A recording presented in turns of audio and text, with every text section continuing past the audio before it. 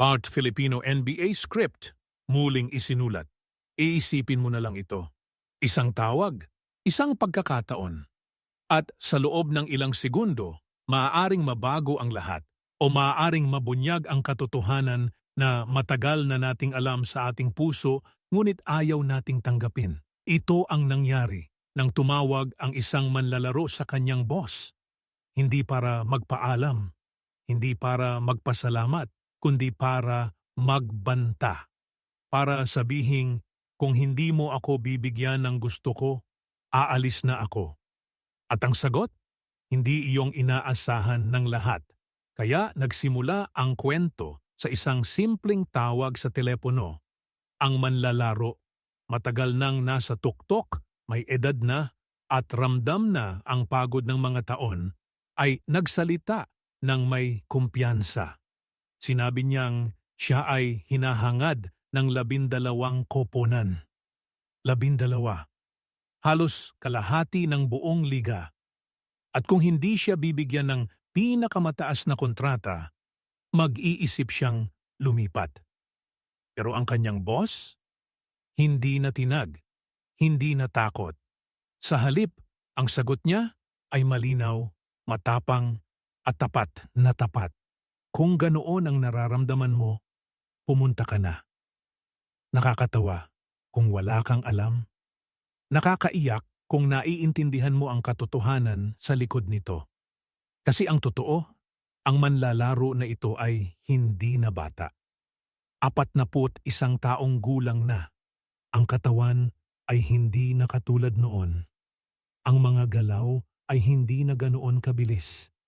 At sa loob ng koponan, hindi na siya ang numero 1. Malayo pa siya sa iyon. Siya ay numero 3 sa isang koponan na puno ng mas batang bituin. At gayunpaman, nagtangkang mangusap. Nagtangkang magbanta. Parang hindi pa niya tinatanggap ang katotohanan. Ito ang isang bagay na madalas nating makita, hindi lang sa basketball, kundi sa buhay. May mga taong napakaraming nagawa, napakaraming naabot, ngunit hindi sila makapag-admit na may hangganan ang lahat, na may panahon para sa bawat bagay. At kapag tapos na ang panahon, kailangang harapin ito ng may dignidad.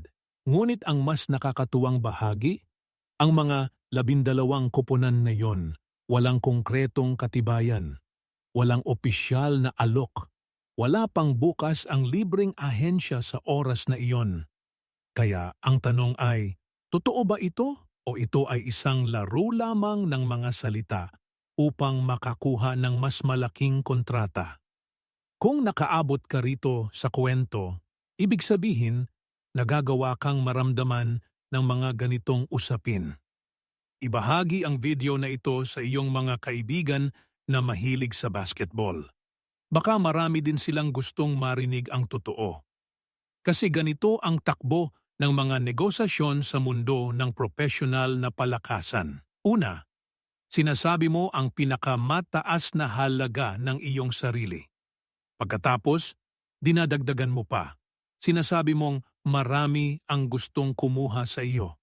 At sa pamamagitan yon, mas madaling makakuha ng mas mataas na sahod kahit mas mababa kaysa sa una mong hinihingi dahil sa mga mata ng iba. Nagkompromiso ka na raw, matalino, ngunit halata rin. Ang tanong ay, naniniwala ka ba? O alam mo na sa simula pa lang na ito ay isang laro lamang? Sa katotohanan, kahit ang pinakasimpleng taga-suporta ng basketball ay nakakita ng pattern dito. Una, hiniling niya ang pinakamataas na kontrata. Pagkatapos, sinabi ng kanyang kapwa manlalaro sa parehong koponan na gusto rin niya ng katulad na kontrata. At sa gitna ng lahat ng ito, bigla na lang lumabas ang balita ng 12 koponan. Masyadong magkakasabay para maging aksidente. Ito ay isang kilusan, isang diskarte, at ang pinakamahirap na bagay ay kahit alam natin, nauunawaan natin kung bakit ginagawa ito. Dahil sa laro ng pera at kapangyarihan, ganito ang ginagawa ng lahat. Ang tanging nagbabago ay kung gaano kagaling ang nagtatago ng kanilang intensyon. At habang nangyayari ang lahat ng ito sa likod ng mga pintuan, sa ibang panig ng mundo ng basketball, may mas malaking kwento na naganap, yang pinaka-inaaban. Gan na serye ng taon ay natapos na, at ang resulta, hindi iyong inaasahan ng karamihan. Ang New York, isang lungsod na naghintay ng mahigit 50 taon, ay nagtagumpay sa wakas. Ang kanilang COP at ang buong lungsod ay nagdiwang na parang hindi pa sila nagdiwang sa napakatagal na panahon. Ngunit ang pinakamagandang bahagi ng kwentong ito ay hindi ang mga nagwagi lamang, kundi ang mga natalo. Ang kabataang koponan mula sa San Antonio ay nagpakita ng isang bagay na hindi mo maaaring bilhin sa kahit anong kontrata. Hindi ito karanasan, hindi ito suweldo, ito ay puso, ito ay potensyal, ito ay hinaharap. At ang kanilang pinakabatang manlalaro, 20 taong gulang pa lamang, ay nagpakita ng antas ng laro na nakapangilabot. Sa kabila ng pagkatalo, siya ang nagbigay ng pinakamaganda at pinakasiglang sandali ng buong serye. Sa bawat galaw, sa bawat asal sa korte, nakikita mo ang isang henerasyong darating, isang panahon ng dominasyon na hindi pa nagsisimula ngunit malapit nang sumapit. Anong naramdaman mo nang panoorin mo ang mga batang ito? Siguro kahanga-hanga, siguro nakakainis pa, dahil alam mong sana ay nanalo sila. Ngunit sa kaibuturan ng lahat, may pag-asa. Dahil ang mga ganitong manlalaro ay bihirang lumabas.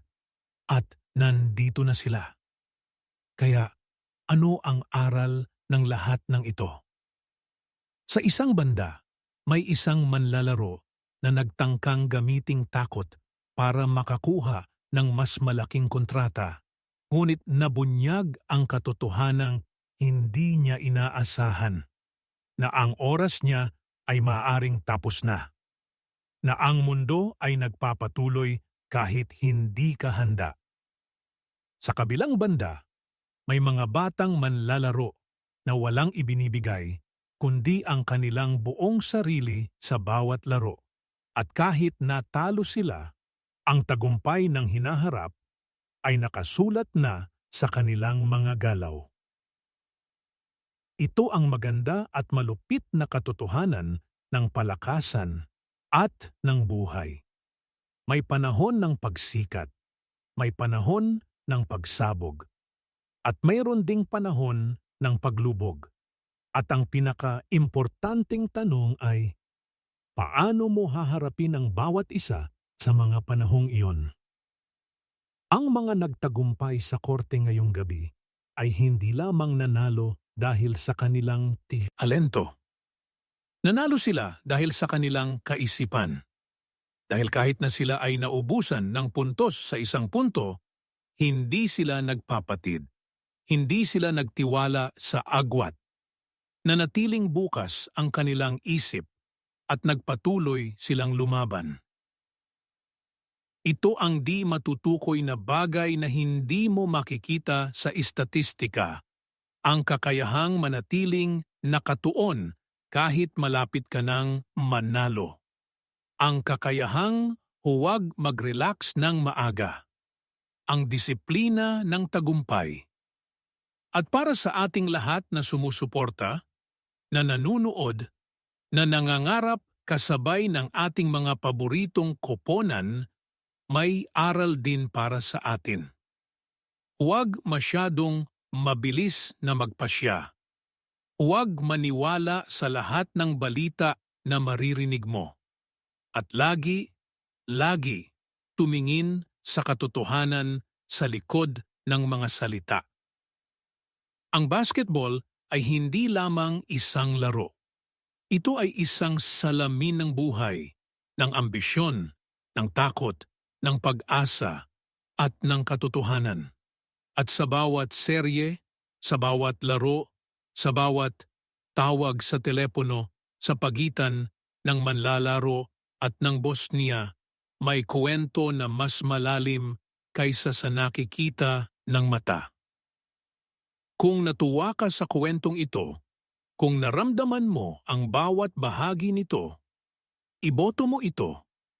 Ibahagi mo sa iyong mga kasamahan, sa iyong mga kaibigan, sa sinumang nagmamahal sa basketball at sa mga kwentong tunay at tapat na nagmumula sa loob ng laro.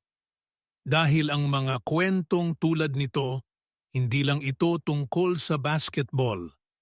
Ito ay tungkol sa atin, sa ating mga pangarap, sa ating mga pagkabigo, at sa ating determinasyon na muling tumayo, kahit ilang beses pa tayong matumba.